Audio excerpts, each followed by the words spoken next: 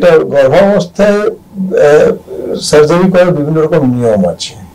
ধরুন first time একটা প্রেগনেন্সিটাকে যদি 3টে ভাগে যদি ভাগ করেন, first trimester, second trimester, third 9 মাসটাকে 3 মাস 3 মাস 3 মাস যদি ভাগ করেন, তো ফার্স্ট ট্রাইমেস্টারে বেসিক্যালি বেবির অর্গানস গুলো তৈরি হচ্ছে। তো সেই অবস্থাতে অপারেশন করতে গেলে আমাদের কিছু জিনিস মাথায় রাখতে হয় যে এমন কোনো ওষুধ ব্যবহার করবো না যার বেবির অর্গান ফর্মেশনে এফেক্ট করতে পারে।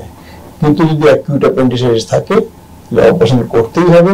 আর যদি মনে হয় এমন কোনো ওষুধ প্রয়োজন আছে যেটা না দিলে কিন্তু পেশেন্ট সারবে না, তাহলে সেই রকম অবস্থাতে কিন্তু অপারেশনের কথাও চিন্তা করা যেতে পারে।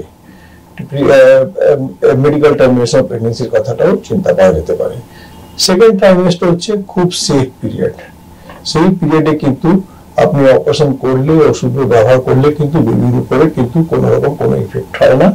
আর পেটের মধ্যে অনেক জায়গা পাওয়া যায় কাজ করার জন্য, কারণ ইউট্রাসটা এত বড় হয়নি আর বেবির উপরে ওষুধগুলোর সাইড ইফেক্ট গুলো হওয়ার সম্ভাবনা কম। সেজন্য সেকেন্ড ট্রাইমেস্টার হচ্ছে সেফেস্ট টাইম।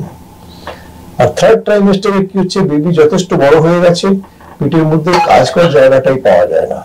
তো সেই জন্য থার্ড ট্রাইমেস্টারে যদি প্রয়োজন হয় তো ফার্স্ট ট্রাইমেস্টার হোক, সেকেন্ড ট্রাইমেস্টার, থার্ড ট্রাইমেস্টার প্রত্যেক সময় করতে হবে, কারণ লাইফটা তো বাঁচাতে হবে। কিন্তু থার্ড ট্রাইমেস্টারে অপারেশন করাটা খুব ডিফিকাল্ট, কারণ পেটের মধ্যে জায়গা পাওয়া যায় না। তো সেই প্রত্যেকটা পরিস্থিতি কিন্তু আলাদা আলাদা সমস্যা আছে, কিন্তু করতে হবে সেই অবস্থাতে। মানে থার্ড ট্রাইমেস্টারেও আমি 36 উইকস প্রেগনেন্সিতেও কিন্তু অ্যাকিউট অ্যাপেন্ডিসাইটিস, অ্যাকিউট কোলিস্টাইটিস আমি অপারেশন করেছি, কারণ সেটা না করেও কোনো উপায় নেই, কারণ ইটস